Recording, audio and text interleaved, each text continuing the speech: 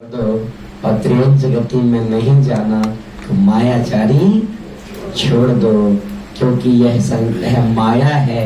माया किसी की नहीं हुई तो हमारी समझना, यह माया है। माया किसी की नहीं हुई तो हमारी क्या होगी। इसलिए क्या बोले, सरल स्वभावी होय। क्या बोले, सरल स्वभावी होय ताके घर बहू। लेकिन हम लोग तो सोचते हैं संविदा उसके पास आता है जिसका जो मायाचारी करता है। सोचते कि नहीं सोचते, मायाचारी संविदा उसके घर आती है जो मायाचारी करता है। बता दो, वहां भी पहुंचूंगा। जो मायाचारी करता है उसके घर सभी लोग ये सोचते हैं मायाचारी करने से, बेईमानी करने से ही पैसा आता है। नहीं, ये तो पुण्य और पाप से आता है। आपका पुण्य कर्म का उदय है जब तक आपके पास सब कुछ है।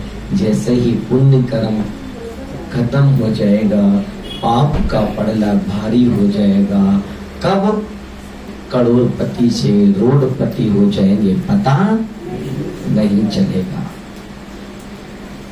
मायाचारी करने से नहीं आता। लेकिन आज का समय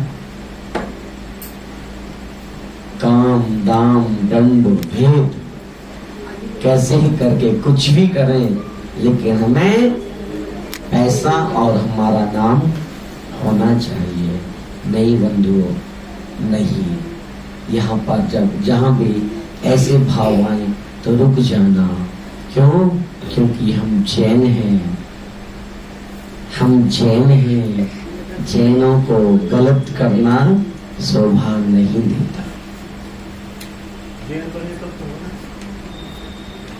हम जैन हैं, जैनों को गलत करना शोभा नहीं देता।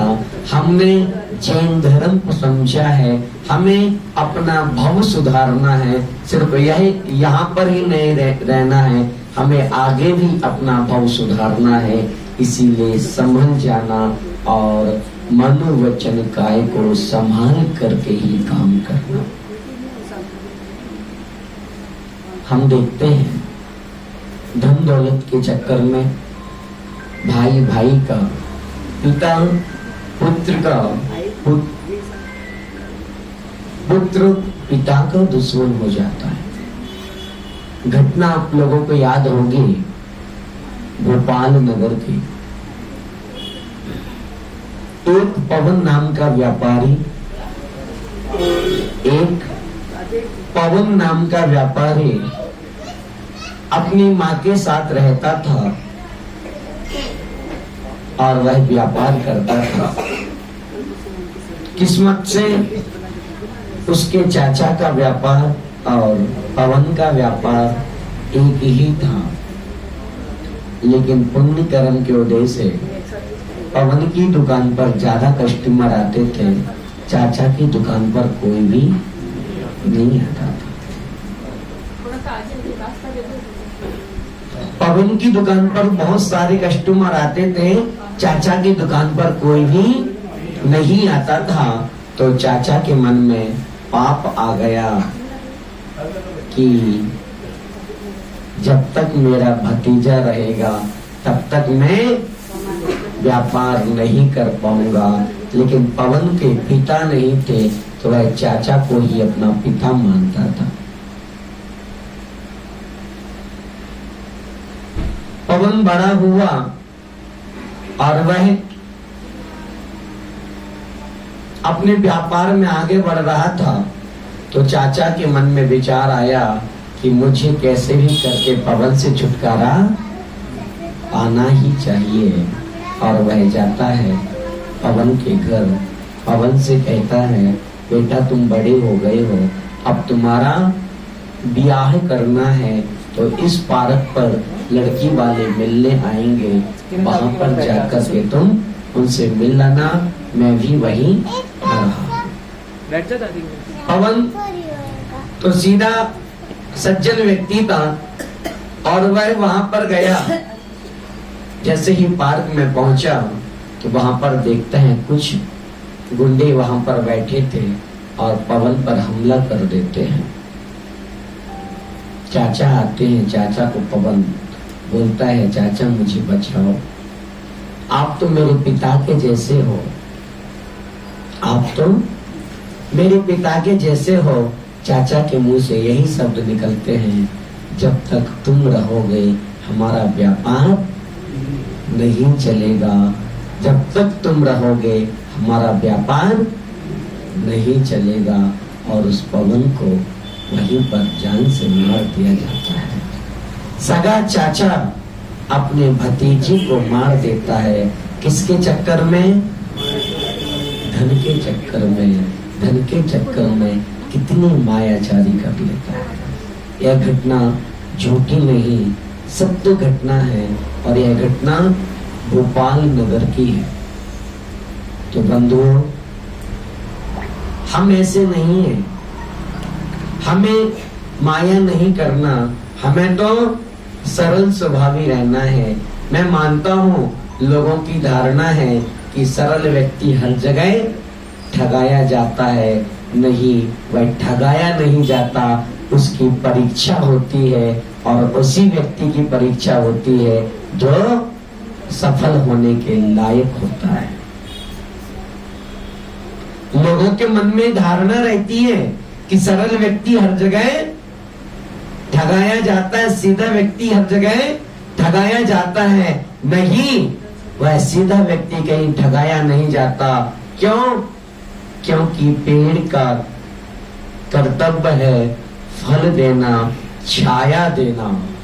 लोग उसको पत्थर मारते हैं तब भी वह बदले में फल और छाया ही देता है। इसी तरह हमारा कर्तव्य है हमें अपनी इंसानियत का परिचय देना। हमारा कर्तव्य है हमें अपनी इंसानियत का परिचय देना।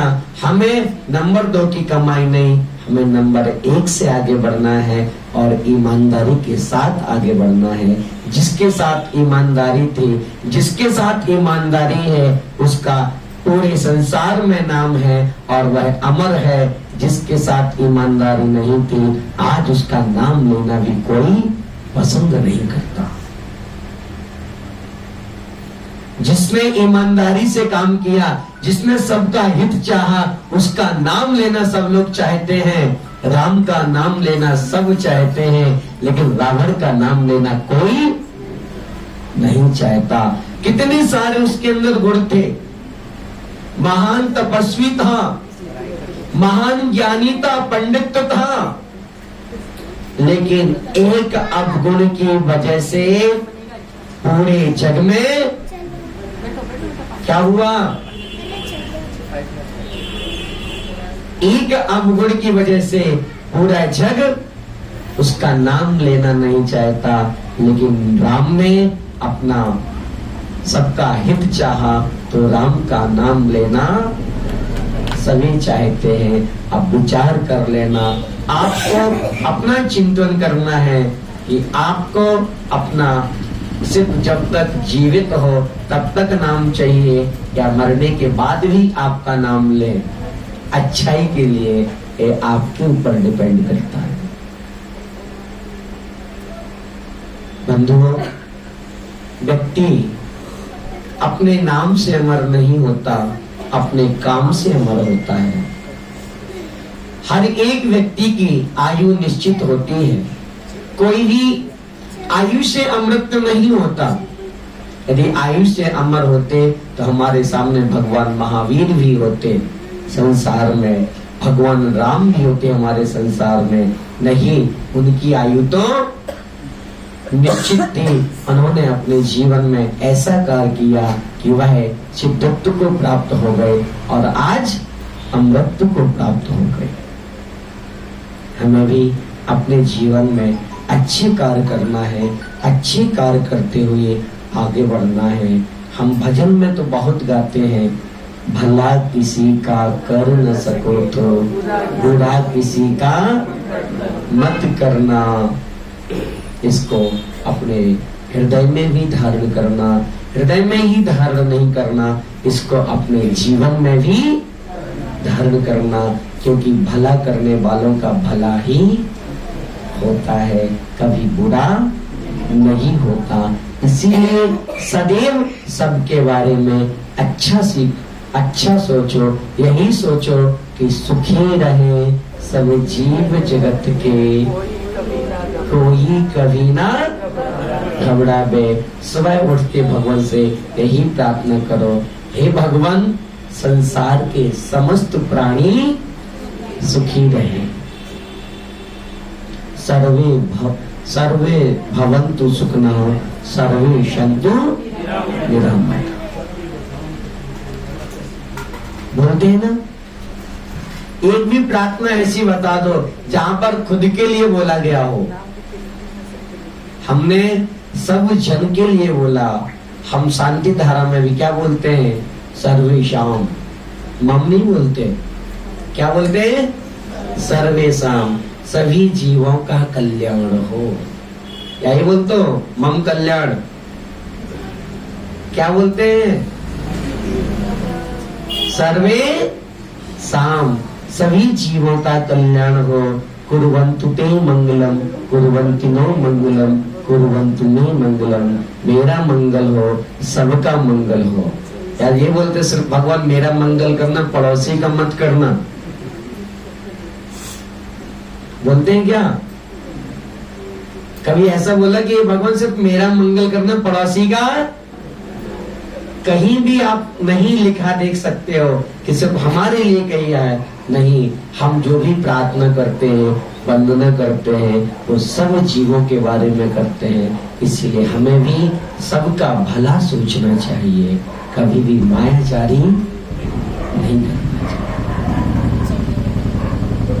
जो सबका भला सोचता है उसका अपने आप भला हो जाता है। जो सबका भला सोचता है उसका अपने आप भला हो जाता है। आप लोगों ने पढ़ा होगा, एक व्यक्ति बहुत दरिद्र था, उसको पता चला एक गुरुजी है गांव से कुछ दूर, जो कि कुछ बातें बताते हैं जिससे आपका समस्या का समाधान हो जाता है। मैं अपनी माँ को बोलता है, माँ मैं जा रहा हूँ गुरुजी के पास, गुरुजी से अपनी समस्या का समाधान लेने के लिए। और वह पैदल चल देता है गुरु के पास। आप लोगों ने इस कहानी को सुना होगा, बच्चे की पाठशाला की किताब में लिखी है, लेकिन उसको जीवन में उतारना। वह जाता है तो रास्ते में साधु मिलते हैं। कहाँ जा रहे हो? महाराज के पास जा रहे हूँ। क्यों जा रहे हो? वह समस्या का समाधान बताते हैं। मेरा भी एक प्रश्न है, उसको आंसर पूछ के आना। मेरा ध्यान में मन क्यों नहीं लगता? ठीक है साहब। आगे बढ़ता है, एक पेड़ के नीचे बैठ जाता है। किसान बोलता है, कहाँ जा रहे हो, कैसे हो? गुरुजी के पास जा रहा हूँ, फलाना फलाना काम लेकर के। आप मेरा भी प्रश्न का उत्तर लेके आना। और वह कहता है ठीक है। थोड़ा और आगे जाता है, एक सेठ जी मिलते हैं। गुरुजी के पास जा रहे हो? हाँ, मेरा एक प्रश्न लेके का उत्तर लेके आना। मेरी बेटी का विवाह कब होगा और यह मुंह क्यों नहीं बोलती, गूंगी है, यह मुंह कब बोलेगी? वह पहुंच जाता है अपने गुरु के पास। गुरुजी कहते हैं, एक बार में सिर्फ 3 प्रश्नों का उत्तर ले सकते हो, इससे ज्यादा नहीं ले सकते। अब बताओ रमेश जी भाई साहब, क्या करते ऐसी जगह? खुद का छोड़ देता। ईमानदारी बताना, देखो खुद का छोड़ देता, तीनों का। ईमानदारी बताना। माल पर वाले भैया बोले पहले अपना पूछते। मन में यही आता ना कि पहले अपना पूछते। अच्छा हाँ बिल्कुल, ये हमारे मालपुरा वाले भैया बिल्कुल सत्य बोलते हैं। हाँ लाइन में लगो दर्शन में, तो उसमें भी आंख में डला लगा था कि पहले मैं करूँ, तो ये तो बहुत बड़ी चीज है। तो पहले अपना पूछते, लेकिन नहीं, वहां पर क्या हुआ, उसने अपना क्वेश्चन साइड में रखा, पहले क्रम से प्रश्न पूछे। महाराज मैं साधु के पास गया, साधु ने कहा मेरा ध्यान में मन क्यों नहीं लगता। साधु से कहना तुमने अपनी दाढ़ी के अंदर जो रत्न छुपा रखा है उसकी चिंता रहती है, इसलिए मन नहीं लगता। आगे बढ़ा था तो एक किसान ने बोला था ऐसा ऐसा काम है, क्या बात है। तो किसान को बोलना कि इस पेड़ के नीचे कुछ घड़े हैं, उनको निकालोगे तो यहाँ पे भी फसल हो जाएगी। सेठ की बेटी क्यों नहीं बोलती, वह जिस दिन अपने पति को देख लेगी उस दिन बोलना प्रारंभ कर देगा। कर भला तो हो भला, कर भला तो हो भला, एक कहावत है ना। तो जैसे ही वह सेठ के पास जाता है, बेटी जैसे ही देखती है और वह बोलना प्रारंभ कर देती है और उसी से उसका विवाह हो जाता है। आगे जाता है, सभी ने कहानी सुनी है लेकिन स्वीकार नहीं करी। आगे जाता है, उस किसान को बात बताता है, उसकी खुदाई करता है, उससे घड़े निकलते हैं, आधा धन उसको मिल जाता है। साधु के पास जाता है, बेटा इसकी वजह से मेरा मन नहीं लग रहा था, ऐसा कर इस रत्न को तू ले जा, उसकी गरीबी दूर हो गई। हमने बच्चों को पाठशाला में कहानी सुनाई ना, खुद पढ़ी, लेकिन स्वीकार कितने लोगों ने की कि हमें भी कर भला तो हो भला, हमें दूसरों का भला करना चाहिए, दूसरों के अच्छा करना चाहिए तो हमारा भी अच्छा होगा। लेकिन नहीं, पहले खुद का बाद में दूसरों का। नहीं भैया, पहले दूसरों का फिर खुद का। आपको तो स्वतः मिलेगा, करके देखना, अपने जीवन में करके देखना। हाँ ये जरूर है, परीक्षा होगी, बिना परीक्षा के कुछ भी नहीं होता। एक बार परीक्षा में पास हो जाओगे तो कभी भी फिर दिक्कत नहीं है। तो बात चल रही थी मायाचारी की। हमें हमेशा आर्जव को धारण करना है, सरलता को धारण करना है। सरल व्यक्ति ही आगे बढ़ता है। सर्प कितना ही टेढ़ा मेढ़ा चले, सर्प कितना ही टेढ़ा मेढ़ा चले, लेकिन उसको दिल के अंदर जाना होता है तो सीधा ही जाता है। इसी तरह कितने ही टेढ़े मेढ़े हो जाना, यदि मोक्ष को पाना है तो आपको सीधा सरल होना ही पड़ेगा। इसीलिए मन वचन काय की कुटिलता को त्याग करके सरल स्वभावी बनना ही सर्वश्रेष्ठ है। हमने पूजन में भी यह पढ़ा था कि मायाचारी करने से दुख की ही प्राप्ति होती है, सुख की प्राप्ति नहीं होती। मायाचारी करने से कहीं भी सुख की प्राप्ति नहीं होती। जो मायाचारी करता है उसके घर में संपदा, धन, वैभव, ऐश्वर्य, कीर्ति नहीं ठहरती। इसीलिए सदैव सरल स्वभावी रहना चाहिए। जो सरल रहता है, ईमानदारी से कार्य करता है, उसके घर में धन, वैभव, संपदा सदैव बसेरा करती है। जो व्यक्ति सरल होता है उसके घर में सदैव धन, वैभव बसेरा करता है। इसलिए सदैव सरल स्वभावी बन के रहो। हमेशा माया आदि नहीं करो। मायाचारी करने से निश्चित रूप से त्रेंच गति का बंध ही होता है। आप विचार कर लेना, फैसला आपके हाथ में है।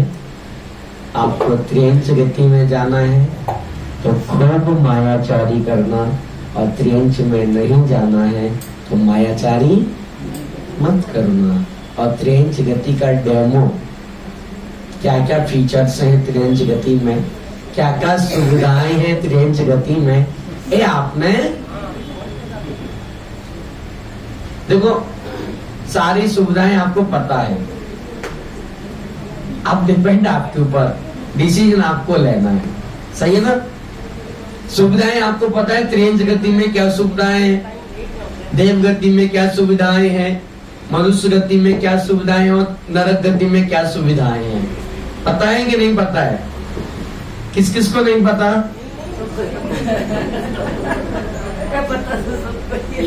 किस ऐसे कितने लोग हैं जिनको नरक गति की सुविधाओं के बारे में नहीं पता हो कि कितने अच्छे अच्छे दुख होते हैं? ऐसा कोई है जिसको नहीं पता हो कि त्रेंच गति में कितने अच्छे अच्छे सुख होते हैं? देखा तो है, देखा तो है, देखा तो है। लोग बैठे हैं नरक गति में, किसी क्या होता है? सुनो सुनो, देख के तो आए हो, लेकिन अभी तुम्हारा इतना क्षयोपम नहीं है कि तुम उसको, वो बहुत बड़ी चीज है। अभी इतना क्षयोपम नहीं है कि आप देख पाओ, क्योंकि भी आप हमारे ज्ञान पर अंधकार छाया हुआ है। जिस दिन अंधकार की पट्टी हट जाएगी, अंधकार के बादल हट जाएंगे, उस दिन ज्ञान से आप देख भी लोगे कि आपने नरक में और कहां कहां कौन कौन से दुख पाए हैं। भैया हम क्या, जो तीर्थंकर हुए हैं उनके सारे भाव का चिट्ठा सामने आ गया कि कहां कहां जा करके आए हैं। भगवान महावीर स्वामी मारीच से लेकर के सारे भावों का चिट्ठा सामने आ गया भगवान के केवल ज्ञान में, तो हमारा भी आ जाएगा। सब्र करो, सब्र का फल मीठा होता है। सब्र करो, सब्र का फल मीठा होता है। पता तो है, ऐसा कोई व्यक्ति नहीं जिसकी आत्मा को नहीं पता है कि वो कहां कहां जाके आया है। बस फर्क इतना है कि अभी उसके ज्ञान में बादल, अज्ञान के बादल छाए हुए हैं, कर्मों ज्ञानावरणी कर्म के बादल छाए हुए हैं, जिससे अभी उनका ज्ञान प्रकट नहीं हो पा रहा है। जिस दिन यह ज्ञान प्रकट हो जाएगा, आपको पता चल जाएगा आप कौन कौन सी गति से आए हो। सिर्फ आपको अपना नहीं, आपके पड़ोसी का भी पता चल जाएगा। तो ऐसा पता चले, इतना पुरुषार्थ करो, पुरुषार्थ करो, आपको पता चलेगा। ठीक है, अभी वो क्षेत्र नहीं है तो विदेश क्षेत्र चले जाओगे, वहां पता चल जाएगा। क्यों मनीष भैया? नहीं चले तो ही अच्छा है। नहीं, यहाँ आप देखेंगे सब दुखी आदमी सब दिखाई देते हैं। कई लोग दुखी दिखते हैं सड़क किनारे वगैरह, इतने दुखी। अब उससे ज्यादा तुम नरक में, सीधी सी बात, नरक के लिए आप कल्पना करने नहीं सोचा ना कि उससे ज्यादा है, उससे ज्यादा देखा किसने? केवल सोच भाई साहब ऐसा है, सुनो यही देखो, सुनो यही है। यहाँ पे डेमो देखने को, सुनो यहाँ पर डेमो देखने को मिल रहा है। यहाँ पर डेमो देखने को मिल रहा है। आजकल वो मोबाइल की डमी आती ना, जैसे आजकल मोबाइल की डमी आती ना, जैसे ऐसे ऐसे फीचर्स होंगे, ऐड आता है पहले से। इसी तरह आपको ऐड देखने को मिलता है कि ये ऐसे फीचर्स आपको आगे देखने को मिलेगा। इसीलिए अच्छे कर्म करो, अच्छे कर्म करोगे तो अच्छा फल निश्चित रूप से पाओगे। मायाचारी करने वाला पांचों पापों को कर लेता है। मायाचारी करने वाला पांचों पापों को कर लेता है। आप एक मायाचारी करोगे, इसीलिए तो उसके कारण आप पांचों पापों को कर सकते हो, करते कि नहीं करते? मायाचारी करने से सर्वप्रथम तो चोरी का पाप लगता है। मायाचारी करने से सर्वप्रथम चोरी का पाप लगता है, हिंसा का पाप लगता है, झूठ बोलने का पाप लगता है, और भी पाप लगते हैं।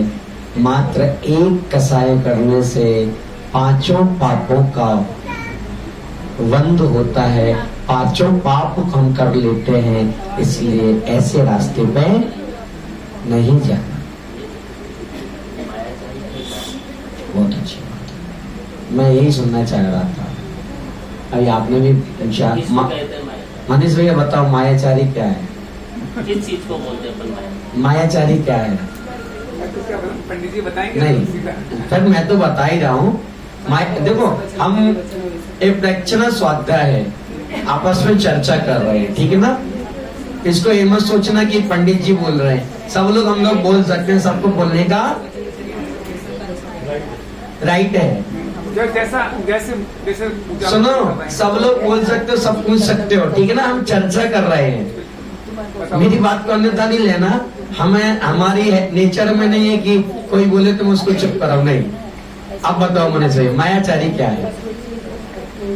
जैसा पूजा के अंदर भी लिखा था सब जगह ये कि जैसा मन में हो वैसे वचन में हो वैसे तन हो, तीनों की एक रूपता हो जाए, जो उसका डिफरेंस नहीं हो। मन में अलग है, वचन में अलग है, तन से अलग है, वो मायाचारी है। सरल शब्दों में समझ लो, धोखा देना मायाचारी है, छल कपट करना मायाचारी है। मायाचारी धोखा देने का, किसी को ठगने का तरीका मायाचारी है। सही आती है कि माया को प्राप्त करने के लिए किसी तरह का धोखा देना मायाचारी। ये समझते नहीं है आप। एक बात बताओ पंडित जी, सुबह की एक मिनट अपनी दुकान खोल लेते हैं। हाँ। अब वहाँ पे जो सामान पड़ा है उसको देना ही देना है ना। हाँ। अब उसमें 10%, 15%, 5%, 3% जो भी मार्जिन लेना है, हाँ। तो उसके लिए वो मायाचारी नहीं, वहाँ मायाचारी नहीं। सुनो, एक मिनट, बहुत अच्छा क्वेश्चन आया। किस चीज के लिए हुआ माया? हम व्यापारी हैं, हम एक मिनट बोलो महावीर भगवान की सुन लेना तो नहीं हमें। तो आपका बहुत अच्छा प्रश्न आया कि हम सुबह से दुकान खोल के बैठते हैं, हमें अपना प्रोडक्ट सेल करना है, हमें अपना प्रोडक्ट सेल करना है।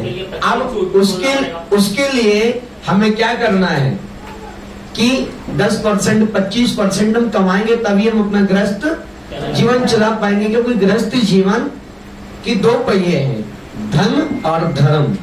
यदि धन नहीं होगा तब भी हमारा गृहस्थ जीवन नहीं चल पाएगा, और धर्म नहीं होगा तब भी हमारा गृहस्थ जीवन नहीं चल पाएगा। उदाहरण देता हूं बनारसी दास का। नाम सुना है बनारसी दास का? पंडित बनारसी दास जी, वह अपनी दुकान पर बैठते थे तो वह साबुन कप कोई चीज बेचते थे। वो स्पष्ट बोलते थे, भैया इतने रुपए का आया है, इतने % में आपसे ले रहा, ठीक है ना? ये तो ईमानदारी हो गई। अब आज के समय आप इतना करोगे तो, ऐसा बोलोगे तो कोई भी विश्वास नहीं करेगा। इसलिए अपना फिक्स करके रखो कि हमें इतने % इस पे कमाना है। सेकंड चीज, अब आपने बोला प्रोडक्ट है, उसके लिए 100 झूठ बोलने पड़ते हैं। भैया आपको पता है प्रोडक्ट खराब है,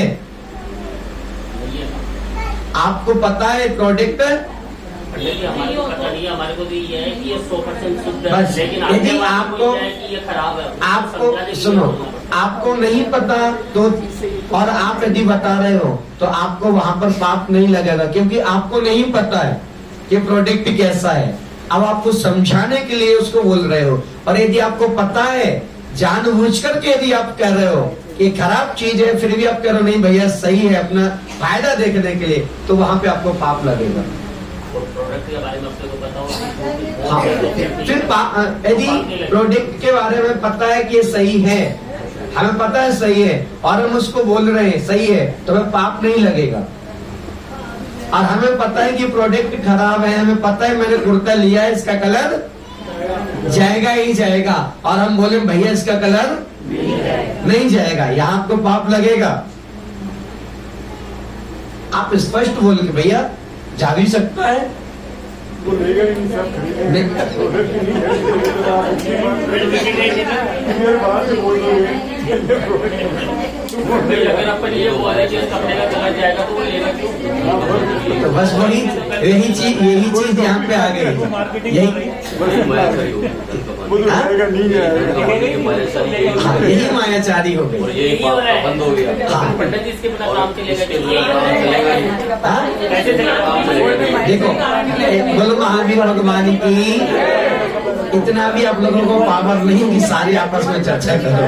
इसका ब्रेकफास्ट ये अच्छा क्वालिटी का इसका वही वाली बात है, जो है चीज नहीं भाई साहब ऐसा नहीं है। जो है यदि ऐसा बताना। सुनो, यदि आप मेरी बात को अन्यथा नहीं लेना, मैं भी व्यापारी हूँ। यदि हम ईमानदारी से काम करते हैं, एक बार कस्टमर हमसे ठग जाएगा लेकिन वापस दोबारा हमारे पास आएगा और उसको लेके जाएगा, क्योंकि सत्य की जीत होती ही है। वो जैसा है उसको सत्य की जीत होती उल्टा बताना तो मैं नहीं, सत्य की जीत होती ही है। आप सही बताओगे तो वह आपसे लेगा, या आपको ये बोलेगा भैया इससे अच्छी चीज दे दो। क्या बोलेगा? इससे अच्छी चीज दे दो, ये बोलेगा वो।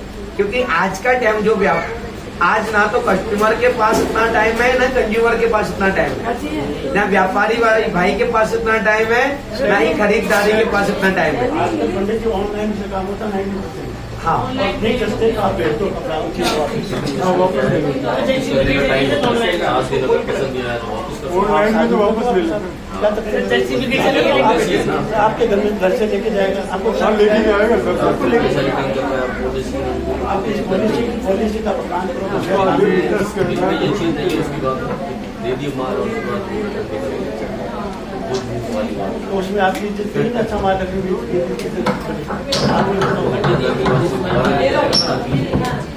मैं वहाँ पे आ रहा हूँ, शांति आ रहा हूँ।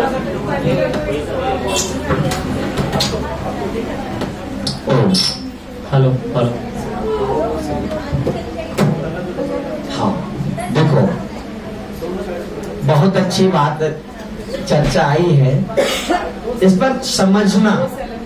देखो समझने का प्रयत्न करोगे तो सब कुछ पॉसिबल है।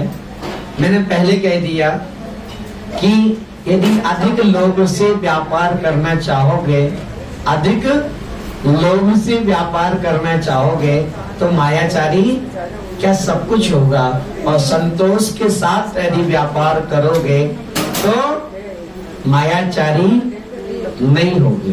देखिए आप बोल रहे हैं कोई ईमानदारी से काम करता है, आज बड़े में पैदा हुआ है, मायाचारी नहीं करता होता है। वही तो मैं कह रहा हूँ। तो बड़ा से बड़ा कारोबार करता हूँ, बड़े में कारोबार करता है टाटा। टाटा मायाचारी नहीं करता। हाँ, कितनी झूठ बोलता हूँ? आप क्या बात करते हो? रिलायंस क्या अपने आप ही बढ़ गया क्या? बिना मायाचारी करा हुआ बड़ा नहीं। कितने पब्लिक के पैसे लगे हुए हैं, कितने आदमियों को उसने बर्बाद कर दिया। क्या बात करते हो? काम ऐसा है बर्बाद करना। और तो फिर वही तो मायाचारी नहीं कर रहा, टाटा भी वही कर रहा है। जिससे से क्या बात करते हो? बोलो महावीर भगवान की। आप सुनो, उस चीज को समझने का प्रयत्न करो भैया, उस चीज को समझने का प्रयत्न करो। बोलो महावीर भगवान की। कहने का एक सवाल हाँ वो मायाचारी के ऊपर नहीं है। हाँ, मन में बहुत अजीब सा वो है कि जीव कितने हैं? जीव अनंत है। हाँ, ठीक है, मतलब इनकी गिनती अपन कर नहीं सकते। नहीं कर सकते। ठीक है, फिर अपन ये क्यों बोलते हैं कि पॉपुलेशन बढ़ रही है? क्या लोगों का पुण्य इतना बढ़ गया कि सब मानव जीवन में आ रहे हैं?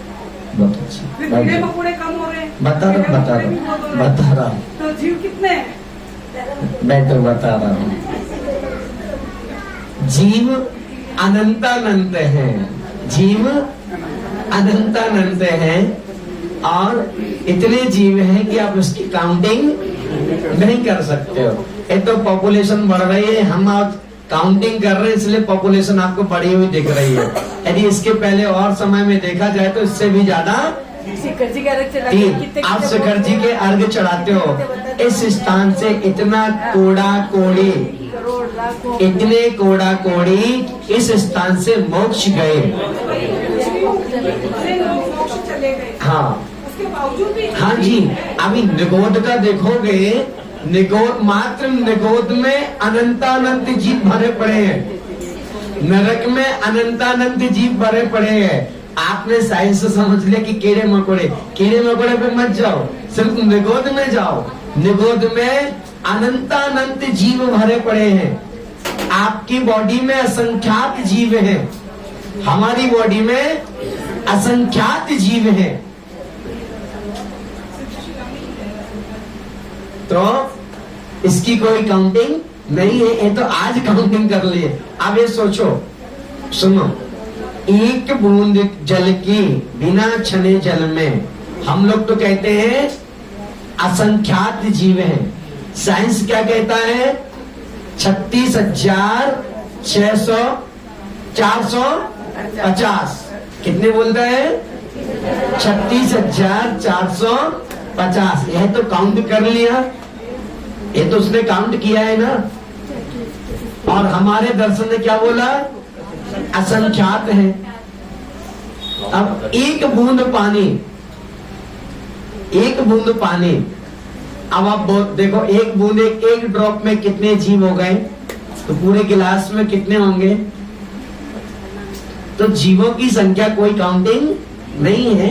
ये तो एक हम लोगों की काउंटिंग संख्या है कि पॉपुलेशन बढ़ रही है, जनसंख्या बढ़ रही है, मनुष्यों की संख्या बढ़ रही है। ऐसा नहीं है, इस संसार में अनंतानंत असंख्यात जीव हैं, इसकी कोई काउंटिंग है ही नहीं।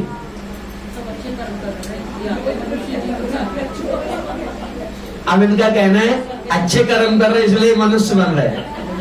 मनुष्य गति तो जब भी मिलती है ना, जब आप अच्छे लोग अच्छी बात करें तो जैन को मिला जब देखो कोई भी सुनो, बहुत अच्छा।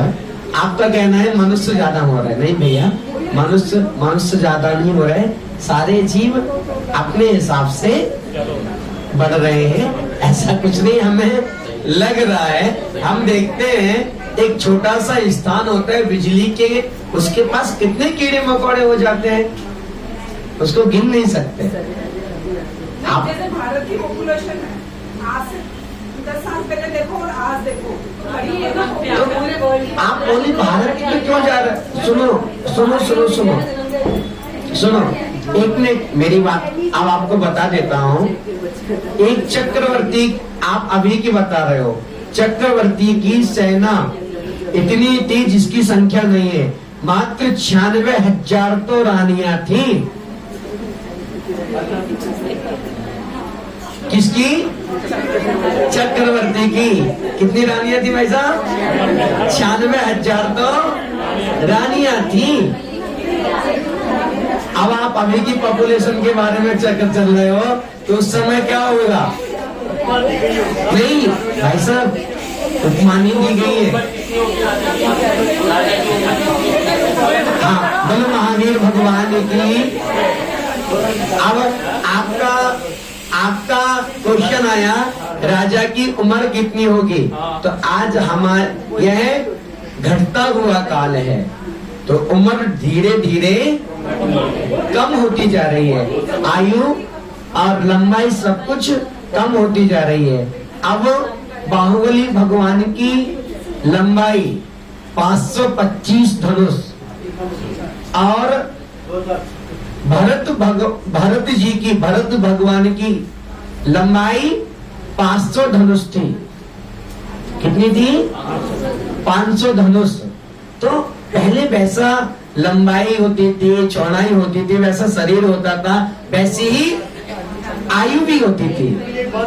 हाँ बोले। आपने फरमाया ये लंबाई इतनी हो, अपने यहाँ कोई ऐसे अवशेष मिले जो मकान इतने बड़े हो जहाँ ऐसे लोग रहते हैं? देखो बहुत अच्छी बात है। अब साइंस में नहीं मिला। अब आपका प्रश्न आया कि आज सारे ऐसे प्रश्न करो, अच्छी बात है, ये नॉलेज की बात है, ये बहुत अच्छी बात है। हाँ देखो समझना जरूरी है।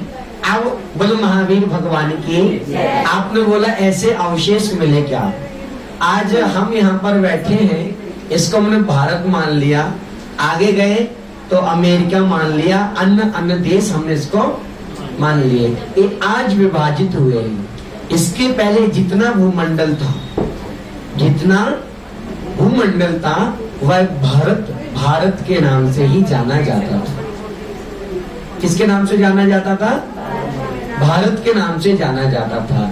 इसके बाद जब काल के बारे में पढ़ने में आता है तो ये बहुत सी चीजें नष्ट हो जाती हैं, बहुत सी चीजें बनी होती है।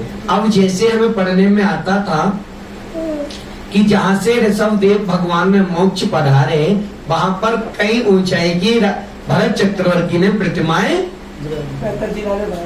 72 जिनालय बनाए रत्नों के, हमें पढ़ने में आया। लेकिन हो सकता है कि वह अभी हो, क्योंकि बहुत सारी जगह हम नहीं पहुंच पाते हैं, और ये भी हो सकता है कि वह नीचे दबे हो।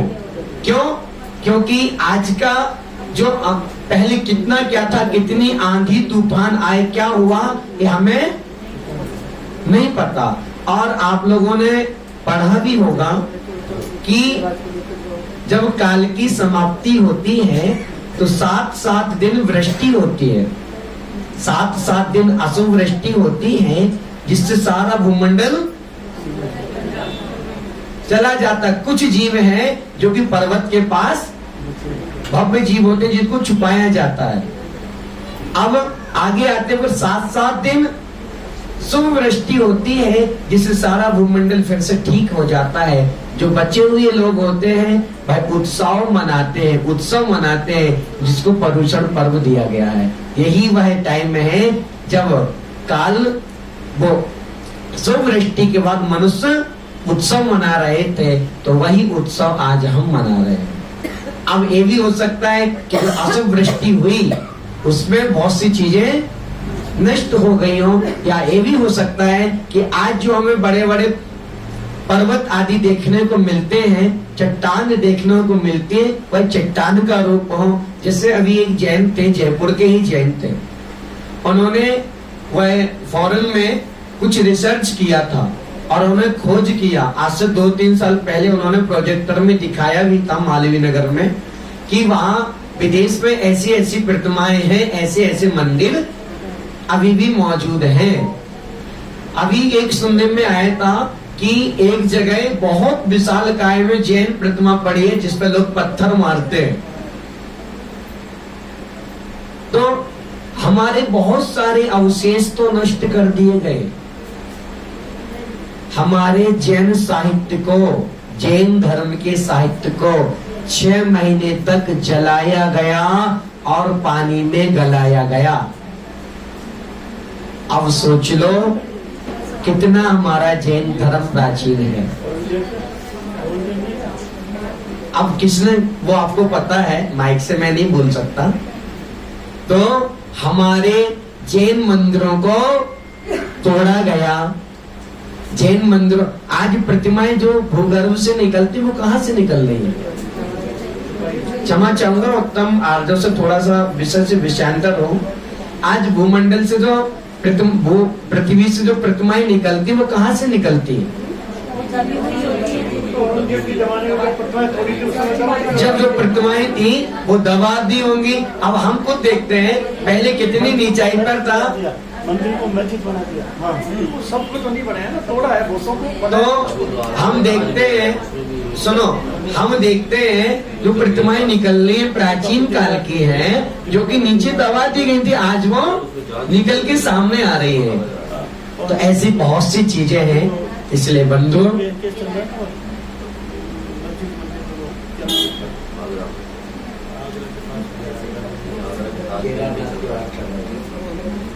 तो बहुत से ऐसे मंदिर हैं, बहुत से चीजें हैं जहाँ पर हमें अवशेष मिलता है।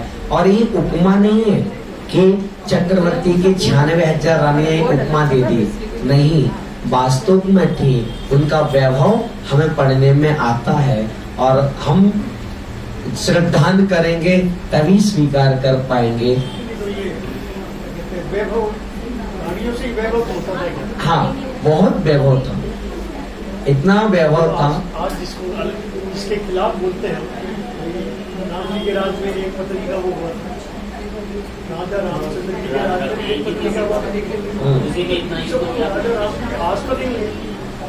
बहुत अच्छी बात है।